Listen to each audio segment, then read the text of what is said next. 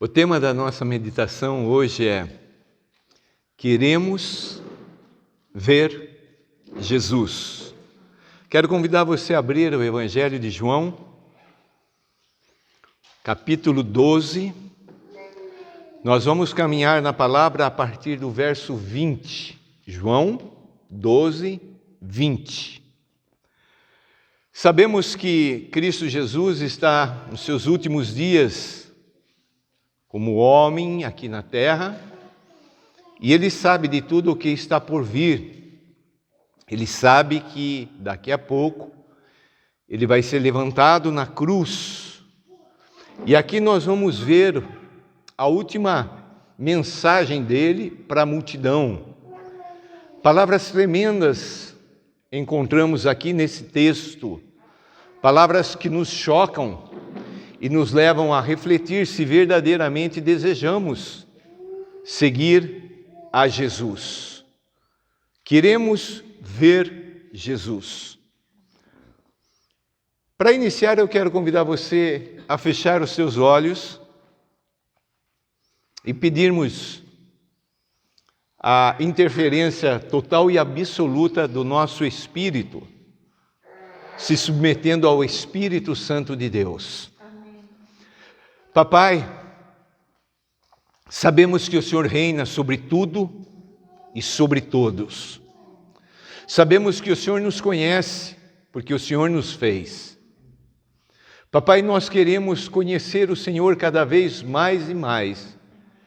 E sabemos que isso é possível através do conhecimento de Cristo Jesus, o Teu Filho, que reflete o Senhor. Abre, Senhor Deus, o nosso entendimento. Espírito Santo, quebra em nós todas as barreiras que nos impedem de Te ver. Fala conosco. Em nome de Jesus. Amém. Queremos ver Jesus. Verso 20. Jesus Cristo, Ele já havia sido, entre aspas, louvado, adorado, numa perspectiva humana e errada. O capítulo 12 nos apresenta ali uma mulher que verdadeiramente entendeu o que é adorar a Deus. Depois nós vemos a entrada de Cristo Jesus ali em Jerusalém.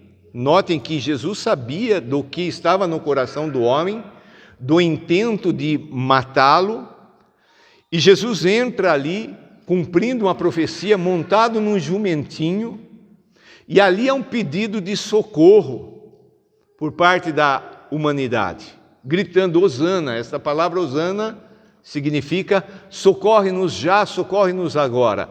Mas o que aqueles homens tinham em mente é que o Messias viria para agir socialmente, politicamente, financeiramente, livrando o povo que estava debaixo do domínio do Império Romano. Mas Jesus veio para destruir as obras de Satanás.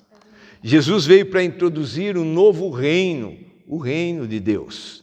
Jesus veio para nos ensinar a vencer o pecado, para nos libertar das garras de Satanás. Ali no verso 20, dentro desse contexto, Jerusalém estava polvorosa ali, milhares e milhares de judeus estavam ali para celebrar a festa denominada Páscoa, em que eles lembravam a saída do Egito, onde Deus com mão forte os tinha tirado dali, do domínio, da opressão, da escravidão de Faraó. E aqui então a cidade está muito movimentada, dias que antecederam esta grande festa. E no meio do povo de Deus, os judeus, também haviam outros povos.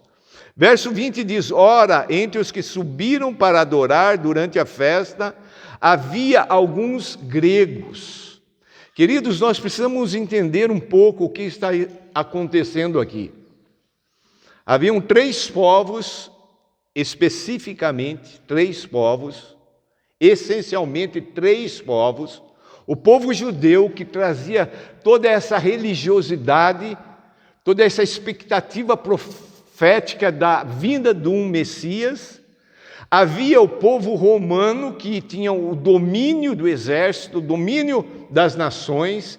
Esse povo que foi usado por Deus para preparar as vias, as estradas pelas quais a mensagem de Cristo Jesus iria ser anunciada. E havia também o povo grego, com toda a sua filosofia, o seu conhecimento, o seu entendimento, que Deus também usou como a língua universal.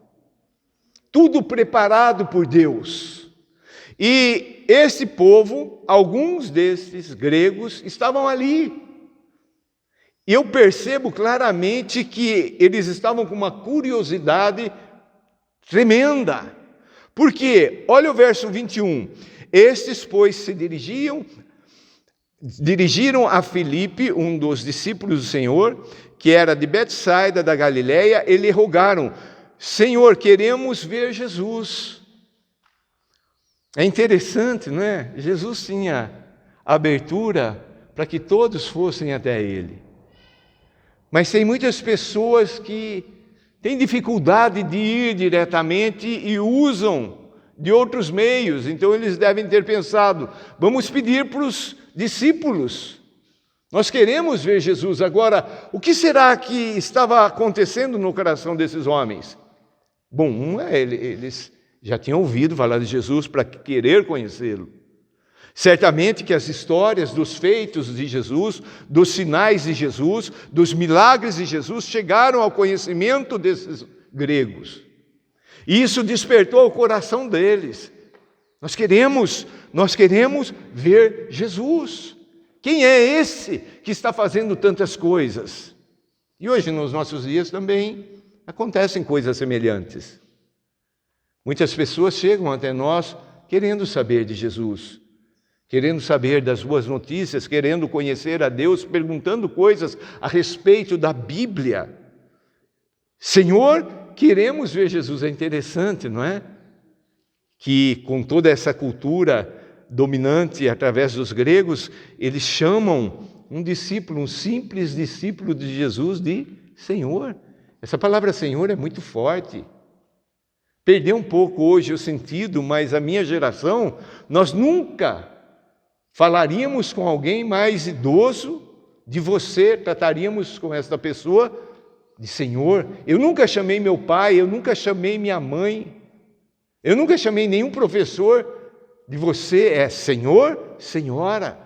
Um respeito, um reconhecimento de que ali há uma autoridade. Então eles reconheceram no discípulo de Jesus ser pessoas diferenciadas. Senhor, queremos ver Jesus. Você já sentiu esse desejo? Eu quero ver Jesus. Verso 22, Filipe foi dizê-lo a André, e André e Filipe comunicaram a Jesus. Eu fiquei pensando, por que será? Bom, eles não foram diretamente a Jesus, porque eles ficaram constrangidos por não conhecer pessoalmente Jesus. Aí Filipe também não foi diretamente para Jesus, eu acho que ele chegou até outro discípulo conferindo. Tem um pessoal gentil, não são judeus, eles querem ver Jesus, eles querem falar com Jesus. E o que você acha? Isso não está aqui, não é? Isso é simples pensamento meu. Aí os dois, creio que chegaram à conclusão: vamos lá falar com Jesus, vamos comunicar a Jesus. Tem pessoas aqui de outra etnia, de outro país, que quer ver o Senhor Jesus. E aí, o que Jesus faz? Isso me chamou muito a atenção. Talvez se fôssemos nós, pois não, faz favor, vamos marcar aqui um momento, né? Vamos aproveitar a oportunidade, vamos orar com esses, não é? Afinal de contas, estão com um desejo bonito no coração. Mas não é isso que Jesus fez. Jesus sabe priorizar as coisas.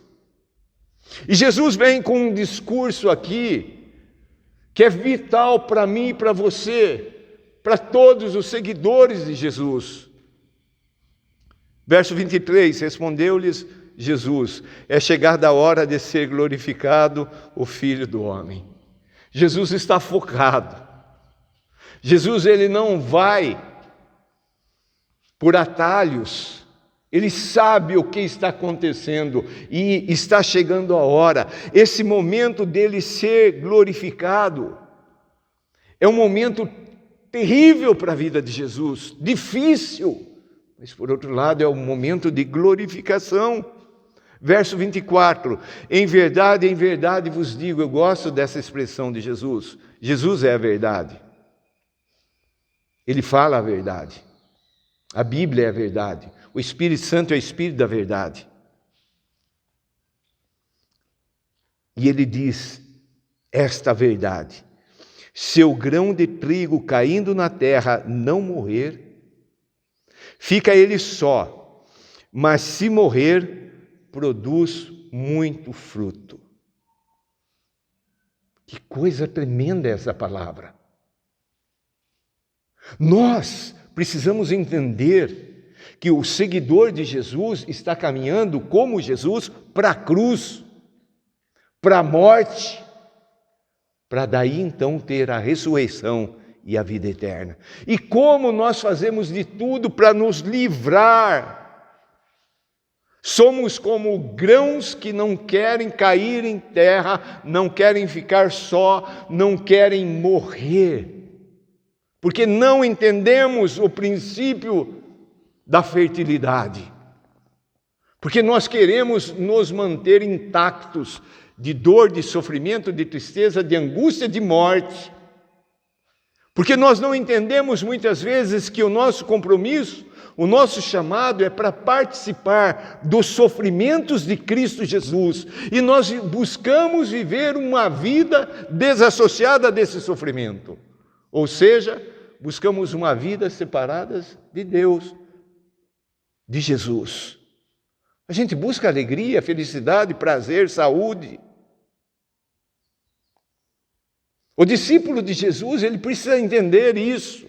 A caminhada nossa aqui nesse mundo é uma caminhada de dor, é uma caminhada de cruz, de sofrimento, para produzir fruto. Eu lembro como exemplo algo acontecido aqui no nosso meio. Saiu numa madrugada um casal para ir para terras distantes implantar o Evangelho de Cristo Jesus. Oramos naquela madrugada, o casal estavam aguardando, esperando o nascimento de um filho.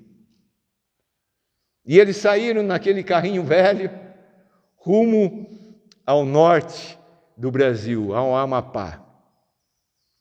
Chegando ali, em Macapá, aquela missionária teve um problema sério de saúde, eclâmpsia. E aquele bebezinho nasceu e depois de 5 dias veio ao óbito. A missionária também quase morreu. Foi um momento de muita tristeza para nós, igreja.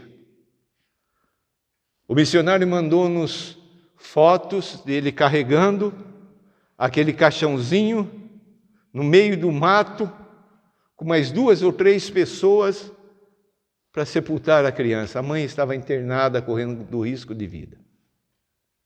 E o que eles disseram?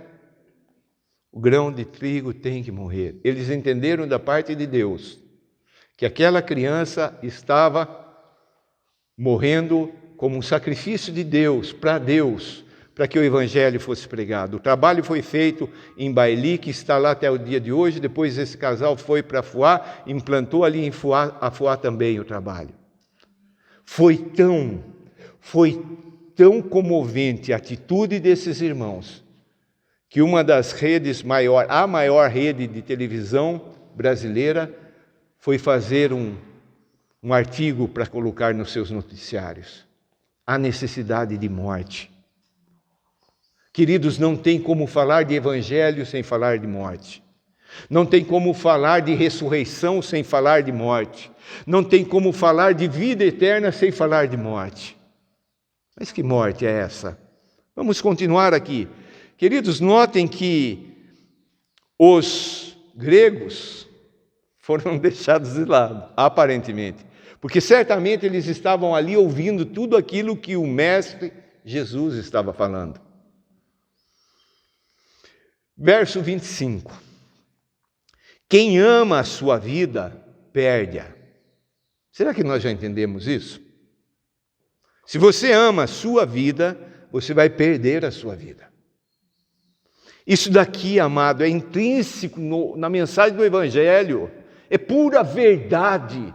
Se eu sou cristão verdadeiro, seguidor de Jesus, eu vou deixar de me amar. Eu vou amar a Cristo Jesus. Eu vou colocar a minha vida de acordo com a vida de Jesus, os meus desejos, desejos de Jesus, a minha vontade, o meu caminhar. Tudo aquilo que eu venho fazer aqui no planeta Terra tem um único sentido: exaltar e glorificar a Cristo Jesus, tudo para Ele, nada para mim. Mas será que Ele fez isso também? Ele também fez. Ele abriu mão da própria vida, Ele viveu a vida do Pai. Jesus Cristo obedeceu em tudo o Pai. Ele orava, ele saía de madrugada, ele ia para o deserto, e eu creio que a oração dele é: Pai, o que eu devo fazer agora? E muitas vezes a nossa oração é mandando o Pai fazer aquilo que nós queremos que Ele faça. Quão invertido é muitas vezes a nossa vida. Então aqui diz claramente, quem ama a sua vida, perde-a. Mas aquele que odeia a sua vida neste mundo, preservá-la-á para a vida eterna. Eu preciso parar aqui um pouquinho para entender isso. Porque Jesus fala também que eu devo amar a mim. Mas amar a mim não segundo o padrão desse mundo, as coisas desse mundo. O meu objetivo, o padrão, os princípios que regem a minha vida aqui, não são os padrões desse mundo, que me leva a querer ter, possuir, viajar, passear, brincar, etc, etc. O padrão de Deus é: eu morro para tudo aquilo que é deste mundo, para que eu possa viver naquilo que é celestial e eterno. Amém. A igreja perdeu isso. Essa mensagem está esquecida nos nossos púlpitos. A mensagem pregada hoje é: você consegue, você pode, os teus alvos, os teus sonhos, tudo você vai alcançar, porque Jesus te ama e Ele está aqui para fazer a tua vontade. Essa é uma mensagem enganosa, mentirosa. Eu preciso entender que, como Cristo Jesus foi para a cruz, o meu caminho também é um caminho de cruz. Quem ama a sua vida, perde-a. Mas aquele que odeia a sua vida neste mundo, para as coisas deste mundo, preservá-la-á para a vida eterna. Queridos, Pedro deixa tão claro que nós, nesse mundo aqui, nós somos andarilhos, nós somos peregrinos. Nós não somos desta pátria humana terrestre, nós somos cidadãos do céu. O nosso reino é o reino eterno, é o reino de Deus, é o reino dos céus. Por isso nós não criamos raízes aqui. Nós estamos com os nossos olhos lá. Porque Ele que é este Jesus que está falando essas palavras, Ele virá para nos buscar, para verdadeiramente irmos para o lugar onde nós pertencemos. Coisa tremenda. Coisa maravilhosa. E ele continua, verso 26, se alguém me serve, siga-me. Para onde Jesus está indo? Para a cruz. Ele está falando: você me serve. E agora eu quero deixar uma palavra específica para o obreiro, para o missionário. Nós somos esses seguidores. E o nosso caminho não é um caminho dessas alegrias mundanas, mas é um caminho de cruz. Você tem a consciência disso? Acontece alguma coisinha, a gente já vê um ou outro esperneando: ai, o que está acontecendo comigo? Ai, Deus não me ama. Ai, eu sei.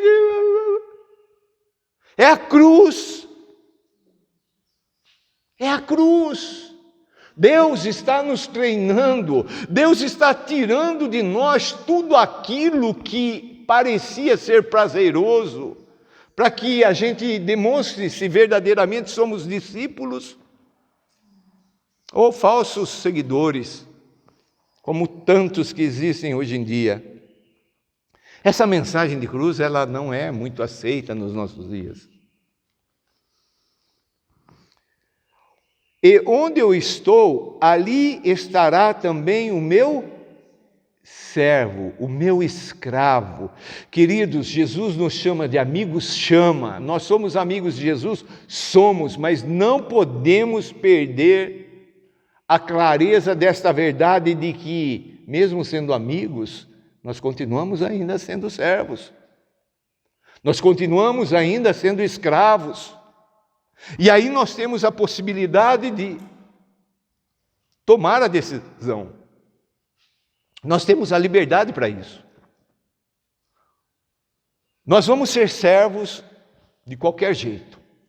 Ou escolhemos ser servos de Deus, que é amor, que nos abençoa, nos protege, nos guarda, que dá o nosso sustento, ou então seremos servos de Satanás, que nos odeia, que quer matar, quer destruir, quer roubar, que quer estraçalhar as nossas vidas. Não tem outro meio, não tem outra situação em que você possa servir. Ah, mas eu quero servir a mim mesmo. Você já está fazendo a escolha para ser servo, escravo do diabo. A decisão é de cada um. Quando nós escolhemos ser servos de Jesus, nós temos a garantia da vida eterna. Nós temos a garantia de toda a provisão, de todo o sustento. Porque o nosso Jesus, ele é Salvador, libertador, curador. Ele não é um déspota, ele não é um monarca que só pensa em si, não. Ele distribui aquilo que é dele para nós. Nós somos enxertados na família de Deus e agora nós nos tornamos em Cristo Jesus coparticipantes, co-herdeiros de tudo. Você já fez a sua decisão? Se não, eu quero dizer que eu sei de quem você é servo. Vamos continuar aqui. Aonde Jesus está, ali o servo também está. E se alguém me servir, o Pai honrará. Quando nós servimos a Jesus, a honra, a glória não vem dos homens. Tem muitas pessoas, não sei se inocentes, sei lá, não quero. Eu estou trabalhando na igreja, estou servindo a Deus. Ninguém reconhece, irmão. Nós não estamos fazendo para reconhecimento humano, nós estamos fazendo para Ele. E é Ele quem vai nos honrar. Talvez nem seja aqui.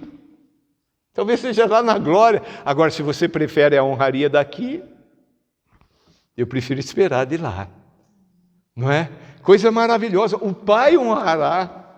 Só isso já deve ser o combustível para que eu diga para Deus, Deus, eu quero servir o Senhor. Porque eu quero a tua honra, papai. Eu não estou preocupado com honras humanas. Verso 27. Agora está angustiada a minha alma, e que direi eu? Jesus está entendendo tudo aquilo que está acontecendo ao seu redor. Ele sabe que estão preparando tudo para prendê-lo, bater nele, surrá-lo, colocá-lo numa cruz. Ele sabe de tudo e a alma dele está de que maneira? Angustiada. Queridos, quando nós somos tomados de angústia, parece que é o fim do mundo.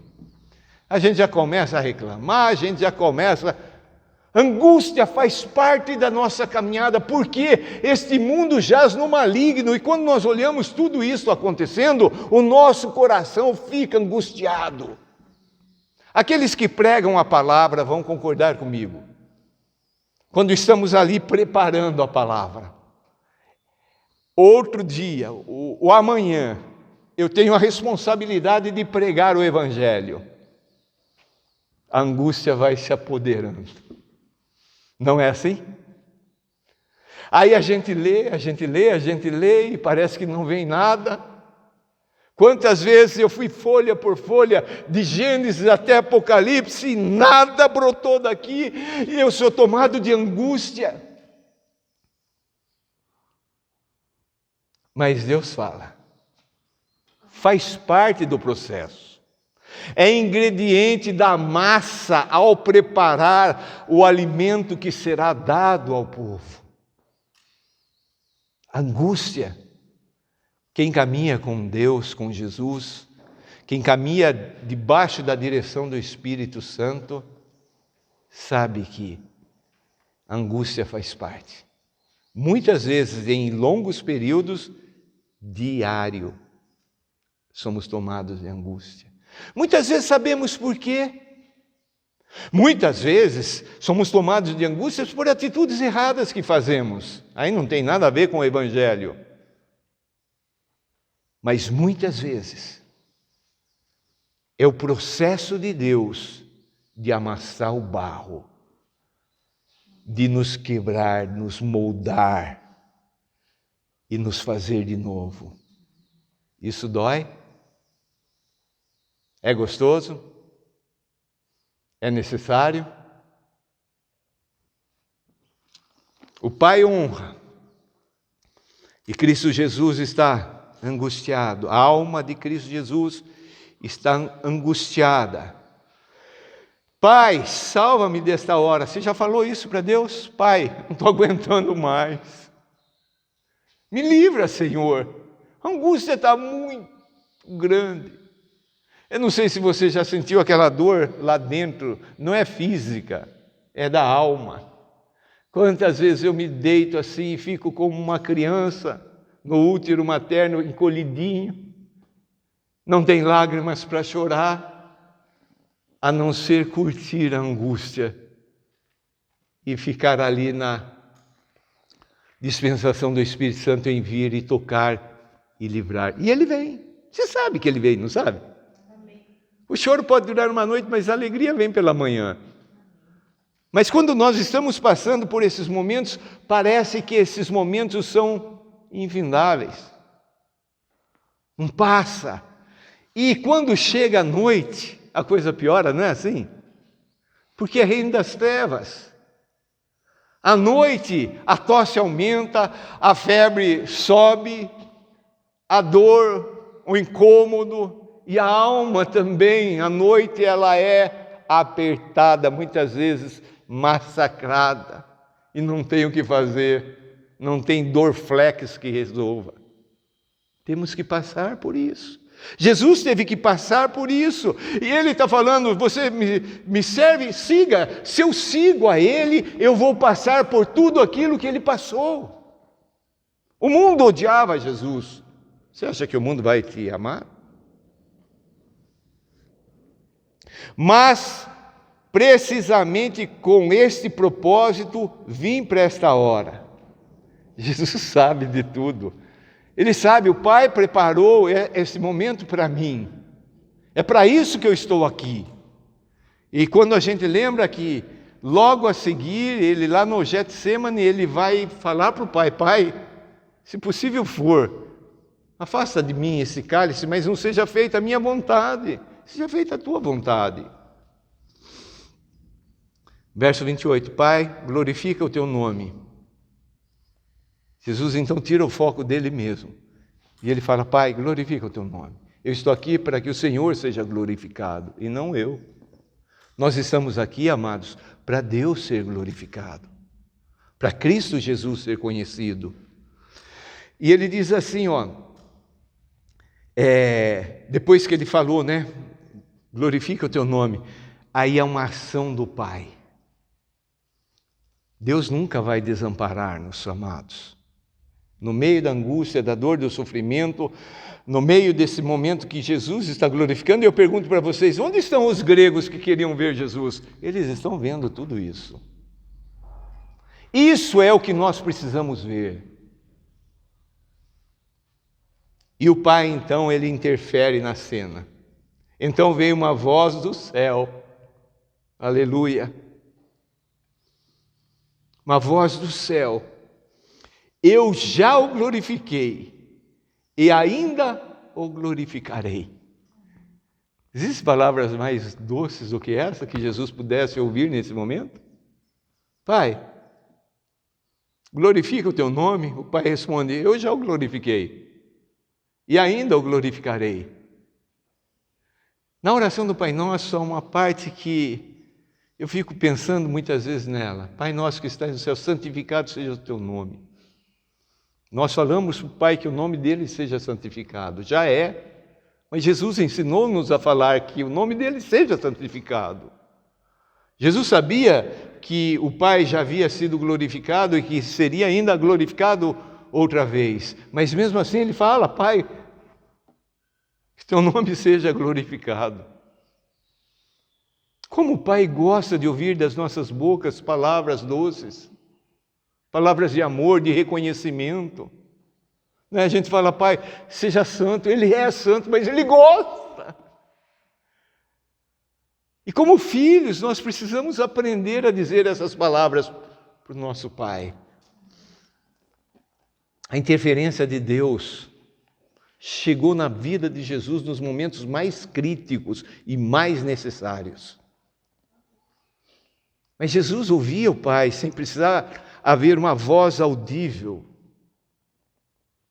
Deus fala audivelmente, não para que Jesus ali... É lógico que Jesus também se alegrou, mas nós precisamos ouvir o Pai. A multidão, diante de todo esse quadro, amados, a multidão, pois, que estava ali, tendo ouvido a voz, dizia ter havido um trovão. Outros diziam, foi um anjo quem falou. As coisas sobrenaturais não são para a gente explicar. São para a gente acreditar. Nós precisamos acreditar. Então explicou Jesus, não foi por mim que veio essa voz, e sim por vossa causa. Deus está falando audivelmente por causa do povo que precisava ouvir. Verso 31, chegou o momento de ser julgado este mundo, e agora o seu príncipe será expulso. O momento em que o pecado, a mentira, a morte, vai de uma vez por todas ser julgado e vencido lá na cruz do Calvário, o lugar onde Jesus pagou por tudo e o diabo foi derrotado. Verso 32, eu, quando for levantado da terra, atrairei todos a mim mesmo. Então, Jesus nos atrai, ou melhor dizendo, o verdadeiro valor de sermos atraídos por Jesus não são os sinais, as bênçãos, as maravilhas que todos procuram, e não está errada, não estão erradas, mas o sinal verdadeiro que deve nos atrair é a cruz. É o momento da morte de Cristo Jesus. É o momento que Ele pagou a minha liberdade, a tua liberdade. Eu, quando for levantado da terra, atrairei todos a mim mesmo. É uma atração verdadeira e genuína de eu reconheço o sofrimento de Cristo Jesus e eu disponibilizo a minha vida, o meu caminhar aqui na terra para passar por esse mesmo caminho. Esta senda do Calvário é que me leva à eternidade, é que me leva à vida eterna. Não tem outro caminho. Jesus disse aqui mesmo, nesse evangelho, nesse capítulo, eu sou o caminho, a verdade e a vida. Se Ele é, o resto é tudo mentira. Ele vai atrair. Verso 33, isto dizia significando de que gênero de morte estava para morrer. Coisa maravilhosa. Qual foi a reação de todos diante disso? Eu quero encerrar lendo o verso 37. Embora tivesse feito tantos sinais na sua presença, não creram nele. E aqui então, João começa a escrever acerca da incredulidade dos judeus. Aquele povo que Jesus veio para os seus e os seus não o receberam. Viram todos os sinais, os prodígios, as maravilhas, viram tudo e não acreditaram. Você tem acreditado em Jesus? Você tem entendido que o que Jesus fala aqui é o que você precisa fazer? Vamos parar de olhar para nós mesmos? Vamos parar de buscar os nossos sonhos, as nossas realizações, as nossas expectativas, a nossa esperança de viver bem nesse mundo que jaz no maligno? Seria a mesma coisa que pedir, eu quero viver no inferno, mas quero viver bem no inferno. Não tem jeito. Se esse mundo jaz no maligno, não é um mundo para nós, filhos de Deus. Alguém pode perguntar, então por que nós estamos aqui? Estamos aqui para dizer, no meio das trevas, que existe a luz. Que Jesus é luz, que Deus é luz e que nós somos luz. Nesse mundo em trevas, para apontar o caminho. O caminho é Jesus, a verdade é Jesus, a vida é Jesus. O que será que aconteceu com aqueles gregos? Nós não sabemos. Mas se eles entenderam a palavra de Jesus, eles viram Jesus, eles conheceram Jesus e certamente tiveram uma mudança de vida. Muitas pessoas nos nossos dias são como esses gregos ou como esses judeus. Estão ali porque há uma festa marcada, há uma solenidade, há um culto, há uma missa, há uma celebração. Estão ali porque querem ver Jesus, mas não querem seguir os ensinamentos de Jesus, porque amam a própria vida, porque não entenderam que o Evangelho de Cristo Jesus é o Evangelho que nos convida, nos introduz aos sofrimentos de Jesus. Talvez alguém pense assim, esse Evangelho eu não quero. Você tem a liberdade. Mas não minta para você mesmo. Não finja ser discípulo de Jesus. Tudo o que faz na vida é tudo buscando o benefício próprio, tudo voltado para si mesmo. Não entendeu que o Evangelho de Cristo é o Evangelho de renúncia, de abrir mão da própria vida para viver a vida de Cristo Jesus. Esses dias eu tenho lembrado muito de um grande homem de Deus, campeão mundial de um esporte indiano. É mundial, não é? Mas é muito conhecido lá na Índia. E esse homem, filho de pessoas influentes, ricas, posição social mais elevada possível, conheceu a Jesus e abriu mão de tudo. Certa vez perguntaram para ele herdou o palácio dos pais, perguntaram, você vai doar tudo isso? O que você vai fazer? Ele falou assim, metade é minha parte, metade é da minha esposa, a minha parte eu vou dar, a parte dela é ela que vai decidir, ela também decidiu. Então, em alguns artigos de revistas cristãs mostram a casa, essa mansão, esse palácio dos pais. E depois mostra a casinha que esse homem morreu em terras africanas, um casebre. Porque ele entendeu que não é aqui, é lá. É lá. Que o Senhor Jesus, pela palavra, possa falar ao teu coração, e a minha oração é que a sua decisão seja: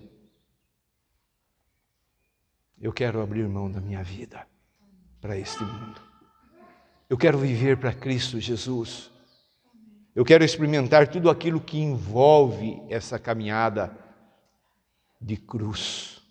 Mesmo com lágrimas, com dor, com desespero. Muitas vezes a gente fica desesperado, porque nós não sabemos, a angústia é tão grande.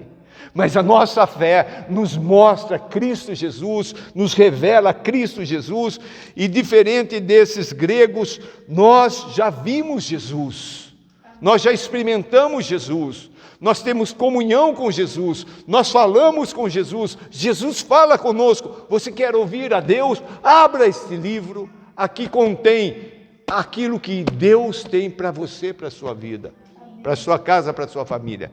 Vamos orar. Se você entende que a angústia, o sofrimento, a dor, as lágrimas fazem parte desta caminhada com Jesus, e você quer dizer: Deus, eu quero perder na minha vida, eu quero ser esse discípulo, eu quero convidar você a se colocar em pé, e nós vamos orar em nome de Jesus. Pastor, dói. Você sabe que dói.